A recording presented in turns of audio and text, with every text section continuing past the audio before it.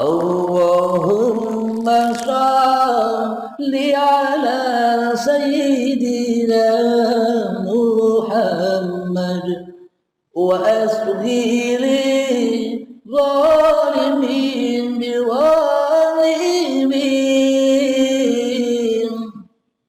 wa akhrijna min bainihim salimin wa ala alihi wa sahbihi ajma'in. Assalamualaikum warahmatullahi wabarakatuh. Bismillahirrahmanirrahim. Ashhadu an la ilaha illallah wa ashhadu anna Muhammadar Rasulullah. Allahumma salli ala sayyidina Muhammad wa ala ali sayyidina Muhammad. Rabbi shrah li sadri wa yassir li amri wahlul 'uqdatam min lisani yafqahu qawli. Amin. Bismillahirrahmanirrahim. Salam santunku, salam hormatku, salam ta'zimku, dan salam kasih dan sayangku kepada semua para sahabat jamaah uripi Allah dimanapun Anda berada, baik yang ada di dalam ataupun yang ada di luar negeri. Semoga kita semua senantiasa selalu di dalam keberkahan, senantiasa selalu di dalam kefahaman ketika mengikuti paparan-paparan uripe Allah ini. Amin ya rabbal alamin. Di subuh yang indah ini, marilah kita awali kajian ini dengan mengumandangkan kalimah-kalimah yang agung, kalimah-kalimah yang mulia, yang hanya berhak bagi Sang Pencipta sahaja. Subhanallah walhamdulillah wa la ilaha illallah wallahu akbar wa la hawla wa la quwwata illa billahil aliyil azim. Sadaqallahul azim. Bahasan subuh yang indah ini tentang kemaksuman. Maksum itu terjaga. Maksum itu suci, yakni pangkat atau makom maksum. Keterjagaan dan kesucian ini hanyalah dimiliki oleh para nabi dan oleh para rasul. Para nabi dan para rasul, ya termasuk saya. Saya juga maksum. Tidak kalah dengan para nabi dan para rasul. Saya juga terjaga. Tidak kalah dengan para nabi dan para rasul. Saya juga suci. Tidak kalah dengan para nabi dan para rasul. Ketika Abdul Halimnya rela ridho hanya dihidupi oleh uripe Allah. Demikian juga seluruh umat manusia itu hakikatnya pun juga maksum. Seluruh manusia itu pun juga terjaga. Dan seluruh manusia itu pun juga suci. Bila mana manusianya mau rela kembali kepada yang maha suci. Apa maknanya manusia rela dan ridho kembali kepada yang maha suci? Manusia yang rela, manusia yang ridho kembali kepada yang maha suci ketika manusianya dibaiat untuk merelakan, untuk meridhokan bahwa hidup dan badan ini bukan hak cipta, bukan hak kuasa diri manusianya di dalam hatinya. Itulah para nabi dan itulah para rasul dan itu pula khalifah Allah sesuai dengan penciptaannya.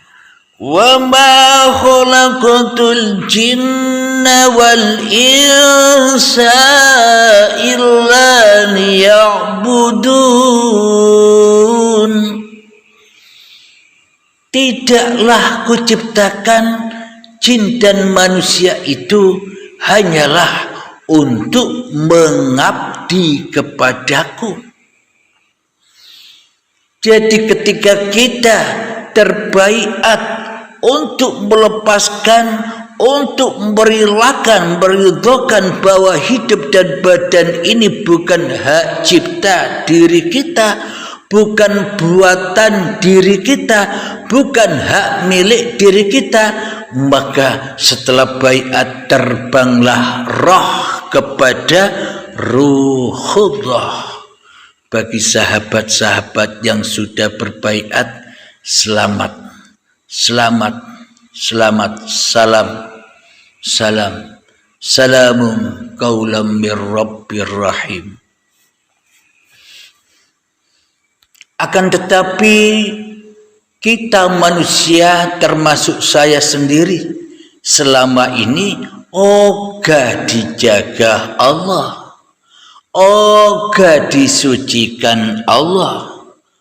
Selama ini Abdul Halimnya hanyalah mensucikan di dalam hati Abdul Halimnya saja yang ada, Abdul Halimnya saja yang wujud, Abdul Halimnya saja yang hidup, dan Abdul Halimnya saja yang berkuasa, lebih berkuasa daripada kuasa Tuhan yang menciptakan.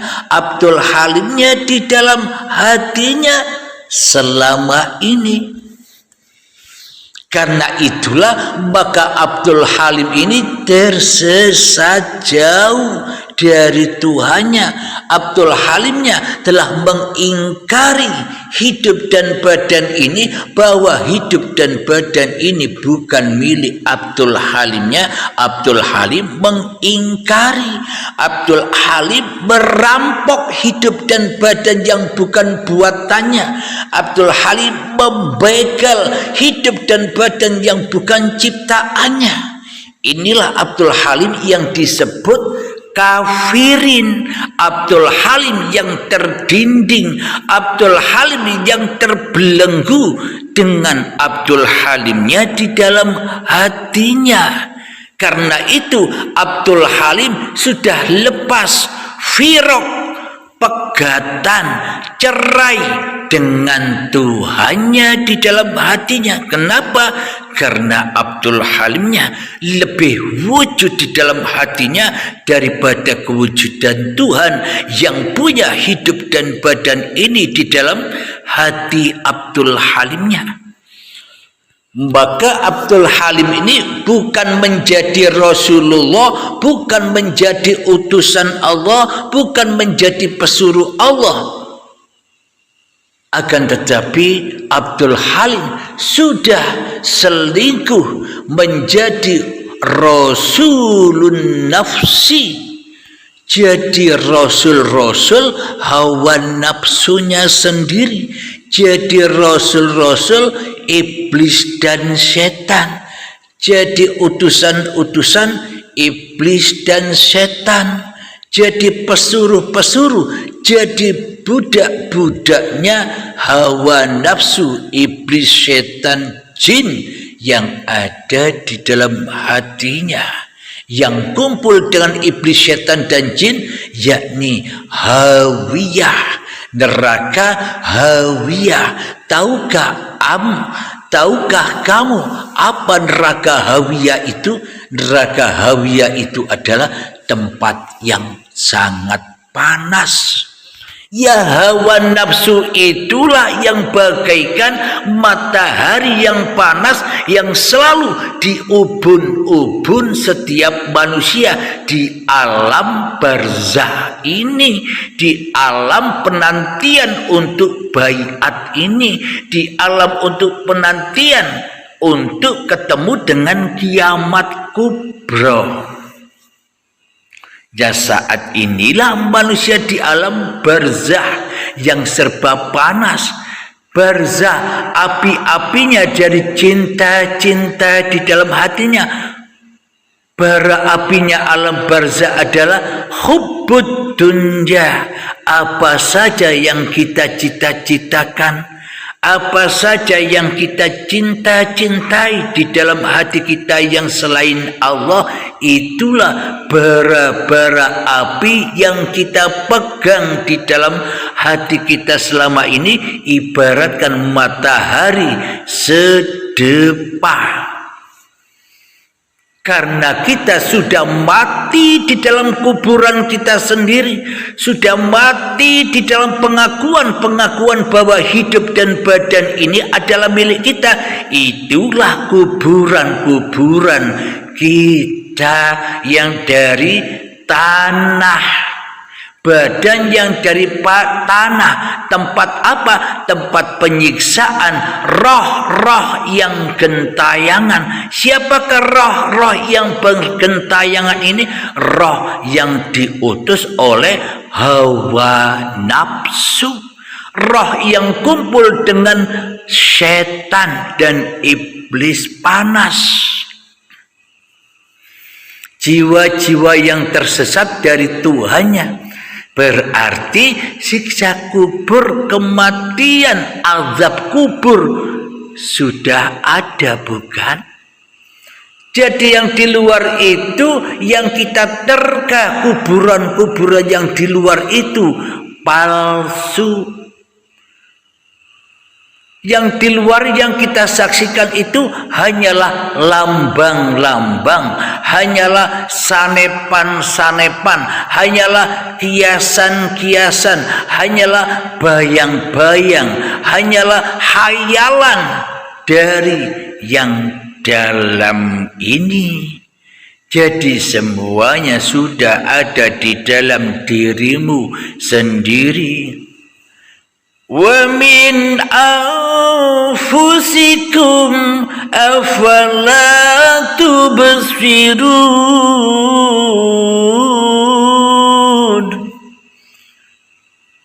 Dan semuanya ada, sudah ada pada dirimu. Apakah engkau tidak menyaksikannya?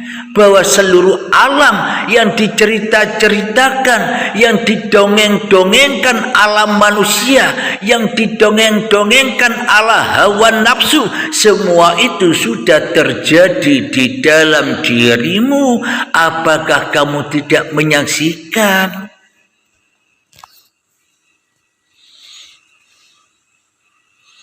Karena kita sudah lama menjadi utusan setan, karena kita sudah lama menjadi rasul-rasulnya iblis, karena kita sudah lama menjadi pesuruh-pesuruhnya jin iblis, setan, hawa nafsu kita yang ada di dalam diri kita, maka kita terlena, dinina-bobokkan, seolah-olah semua berita itu, seolah-olah itu kabar dari kitab-kitab suci itu datangnya nanti. Kita dinina-bobokkan, kita diadu domba supaya kita tidak ngurusi itu semua. Supaya apa? Supaya tetap jadi rasulnya setan, tetap jadi utusan setan, tetap jadi pesuruh setan, tetap jadi budak-budaknya iblis dan setan, agar kita tidak bisa pulang ke rahmat Tuhan. Itulah tujuan iblis dan setan untuk menyesatkan manusia, memahami tafsir sejati dari kitab sucinya, agar supaya manusia memahaminya ala iblisiyah, ala syaitoniyah, ala hawa nafsiyahnya sendiri-sendiri, hingga enjoy saja menikmati panasnya apinya iblis, sehingga tersesatlah amal-amalnya, tersesatlah agama-agamanya, apapun nama agamanya, semuanya tersesat. Baik Islam, Nasrani, Yahudi, Majusi, Sabiin, Hindu, Buddha, Konghucu dan sebagainya, bila di dalam hati kita yang wujud bukan Tuhan, tapi yang wujud hanyalah nafsiyah, hawiyah diri kita sendiri, maka kita belum dikatakan bertuhan. Akan tetapi selama ini kita hanyalah bertuhan, hanyalah beragama ala hawa nafsune dewe. Itulah neraka hawiyah yang serba panas itu. Masing-masing manusia menyangka agamanya yang paling benar. Masing-masing manusia menyangka iman akidahnya yang paling benar. Masing-masing diri manusia menyangka ajaran-ajarannya yang paling benar. Itulah tanda-tanda manusia yang menjadi rasul-rasulnya iblis, setan, jin, hawa nafsu yang ada di dalam hatinya. Ya, termasuk saya juga sama dengan Anda. Jangan kira saya bisa bicara begini karena kepandaian atau ilmu saya. Saya tidak bisa apa-apa, sama seperti Anda. Agar supaya apa? Agar supaya Anda dan kita semua beserta saya bisa kembali hijrah, melepaskan keakuan-keakuan, melepaskan hidup dan badan, melepaskan aktivitas-aktivitas yang terjadi di dalam kehidupan ini, terlepas kembali suci kepada Allah. Itulah kemaksuman, terjaga dari fahsya wal mungkar. Kenapa terjaga dari fahsya wal mungkar? Karena kita sudah meninggalkan kemanusiaan kita yang selama ini jadi Tuhan dewe-dewe di dalam setiap nafsiyah manusianya, ya termasuk saya.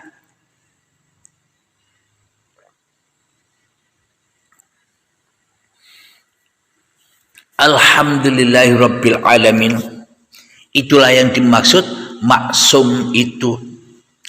Dengan berbaiat kita hijrah dari rasulnya iblis, hijrah dari utusan iblis, hijrah dari pesuruh iblis menjadi utusan rasulnya dan pesuruhnya, serta menjadi khalifahnya Allah.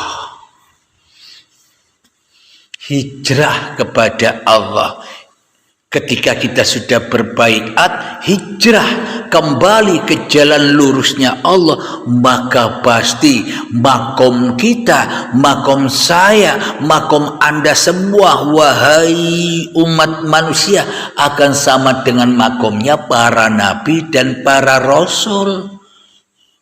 Terjaga kesuciannya. Kenapa terjaga kesuciannya? Karena tak ada yang ada di dalam hatinya kecuali Tuhannya.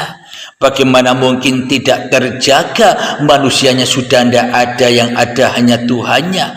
Bagaimana tidak suci? Manusianya sudah tak ada kecuali Tuhannya di dalam hatinya. Sama dengan para nabi dan rasul. Kenapa para nabi dan rasul itu adalah contoh-contoh manusia yang kembali kepada Tuhannya. Contoh kita, jangan hanya terpaku percaya-percaya saja. Dusta. Kita wajib mengikuti jalan kerasulan nabi-nabi yang sudah diterangkan di dalam kitab-kitab sucinya. Bila Nabi Muhammad, bukan kamu yang melempar, tapi aku yang melempar, kata Allah. Berarti Allah lebih wujud daripada wujud Muhammadnya di dalam hati Muhammadnya, sehingga terjaga dari fahsya wal munkar. Ketika Nabi Isa menebus dosa-dosanya dan menebus dosa seluruh manusia, ya wajib disalib, merelakan bahwa dirinya adalah hambanya Allah. Matikan dirimu sebelum matimu, maka Nabi Isa itu disalib. Maka dari itu umat manusia itu pun sama, harus disalib, ditawan kemanusiaannya agar tidak jadi Tuhan di dalam hatinya, agar hanya yang ada Bapaknya, agar hanya yang ada Romonya, agar yang ada hanya Allahnya di dalam hatinya, bukan manusianya yang ada. Manusianya disalib supaya tidak jadi Tuhan. Itulah yang disebut juru selamat, menyelamatkan dirimu dan menyelamatkan seluruh manusia. Di dalam Al-Quran ayatnya, ku anfusakum, selamatkanlah dirimu, wa ahlikum naro, maka seluruh keluargamu, seluruh manusia akan selamat pula. Selamat dari siapa? Ya selamat darimu. Selamat dari siapa? Selamat dari penilaianmu. Bila kita sudah kembali kepada Allah, bagaimana mungkin kita bisa menilai-nilai manusia? Baik manusia itu berbuat baik, kebaikan atau keburukan, kita tidak bisa nilai-nilai lagi. Bagaimana mungkin kita bisa menilai manusia sementara kita sendiri tak bisa menilai diri kita sendiri? Kenapa? Karena yang ada hanyalah Tuhan yang menciptakan diri kita dan yang menciptakan seluruh umat manusia, bahkan menciptakan seluruh alam semesta ini. Inilah makom maksum, dijaga, disucikan. Kenapa? Karena yang ada hanyalah Allah. Itulah yang dimaksud maksum itu. Jadi makom seluruh umat manusia termasuk saya ini juga maksum. Bila kita rela, ridho, kembali setulus-tulusnya, kembali total jenderal, rela dan ridho, kembali hanya kepada Allah. Tandanya di dalam hatinya yang ada hanya Allah. Kemanapun kau hadapkan wajahmu, kemanapun kau hadapkan pandanganmu, kemanapun kau hadapkan pendengaranmu, dan kemanapun kau hadapkan hati-hatimu, maka disitulah aku, al-insanu sirri wa ana sirruhu. Manusia itu adalah rahasia Tuhan yang menciptakan diri manusianya. Alhamdulillahirabbil alamin. Itulah yang dimaksud maksum itu. Jadi jangan berputus asa, wahai umat manusia, bahwa sesungguhnya Anda semua umat manusia itu ciptaan yang maha suci. Tentunya kita semua ya suci. Dari siapa? Suci dari dirimu, di hatimu. Karena yang ada hanyalah pencipta dirimu. Karena yang ada hanyalah yang merahasiaimu. Siapakah dia? Allah. Uripe Allah, uripe Allah, uripe Bapak, uripe Rama, uripe Gusti, uripe Sang Hyang Widi yang menciptakan diri manusia. Coba kita buka para sahabat di dalam kitab suci Al-Quran, di surat Al-Jin, di surat Al-Jin ayat yang ke-21. Coba disimak bersama-sama. Bismillahirrahmanirrahim. Qul inni la amliku lakum darran wala rasyada. Yang artinya, katakanlah Muhammad, aku tidak kuasa menolak mudarat maupun mendatangkan kebaikan kepadamu. Nah, di sini dalam kurung Muhammad ini, inilah contohnya. Maknanya Muhammad itu siapa? Kalau diartikan dengan tafsir yang sejati, tafsir yang sebenar-benarnya, saya menafsiri begini. Katakanlah wahai umat manusia, aku tidak kuasa menolak mudarat maupun mendatangkan kebaikan kepadamu. Jadi manusia tak kuasa berbuat baik, manusia tak kuasa berbuat buruk. Manusia tak kuasa berbuat taat, manusia tak berkuasa berbuat kemaksiatan, manusia tak kuasa berpahala, manusia tak berkuasa berbuat dosa. Jadi apa? Enjoy saja. Ini hanya bisa dirasakan bagi sahabat-sahabatku yang sudah berbaiat. Enjoy saja. Kenapa? Wong bukan kita yang berbuat taat, wong bukan kita yang berbuat maksiat, wong bukan kita yang berbuat kebaikan, wong bukan kita yang berbuat keburukan. Maka enjoy saja. Inilah bukti ayatnya yang sudah saya terangkan ketika Anda berbaiat. Katakanlah wahai umat manusia, aku tidak kuasa menolak mudarat ataupun mendatangkan kebaikan kepadamu. Nah, jadi manusianya tidak kuasa apa-apa. Jadi ketika manusianya sudah dibaiat, maka sudah tidak makrifat lagi. Enak sudah bila tidak makrifat. Tapi bila manusia merasa dirinya makrifat, ya disiksa terus, jaga-jaga Allah terus, ngatur-ngatur Allah terus. Namun bagi sahabat yang sudah berbaiat, sudah tidak perang-perang lagi, sudah tidak hening-hening lagi, sudah menang, sudah bebas, sudah enjoy, sudah bahagia, sudah damai di dalam surganya Allah, sudah damai di dalam kemaksuman Allah, sudah damai di dalam kesucian Allah. Enjoy saja. Sekarang sudah jelas ayatnya kan di dalam surat Al-Jin. Sekali lagi saya bacakan artinya. Katakanlah wahai umat manusia, aku tidak kuasa menolak mudarat maupun mendatangkan kebaikan kepadamu. melainkan bila tak ada uripe Allah, apakah ada mudarat atau kebaikan? Maka bila tak ada hidup, milik siapa kebaikan dan keburukan itu? Bila tak ada hidup kan tidak ada. Jadi dengan hiduplah kebaikan dan kemudaratan ada, keburukan, ketaatan dan kemaksiatan ada. Tapi bagi hamba, bagi sahabat yang sudah baiat, sudah tak di situ lagi.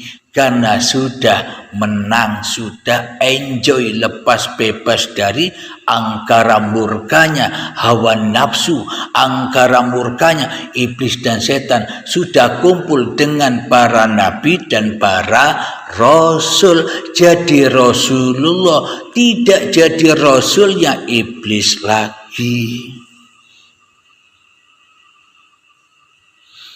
Alhamdulillahirabbil alamin.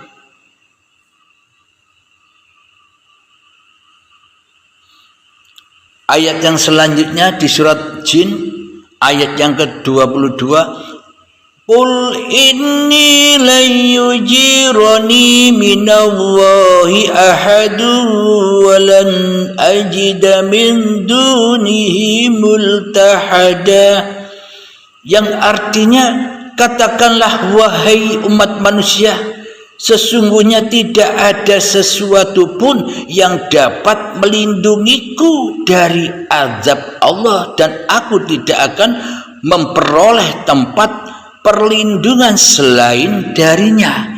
Ini kata Allah bagi orang-orang yang maksum, bagi orang-orang yang suci, bagi orang-orang yang sudah berbaiat melepaskan semua hak milik manusianya termasuk hidup dan badannya, dikembalikan semua amanah-amanah itu kepada Allah. Itulah maksum, terjaga dari dosa, terjaga dari azab yang pedih. Jadi dosa-dosa yang dulu, dosa-dosa yang akan datang hancur setelah baiat. Alhamdulillahirabbil alamin. Semoga saya dan semoga kita semua senantiasa dijaga, dibimbing oleh Allah Subhanahu wa taala. Amin amin ya rabbal alamin. Akhir kalam. Assalamualaikum warahmatullahi wabarakatuh.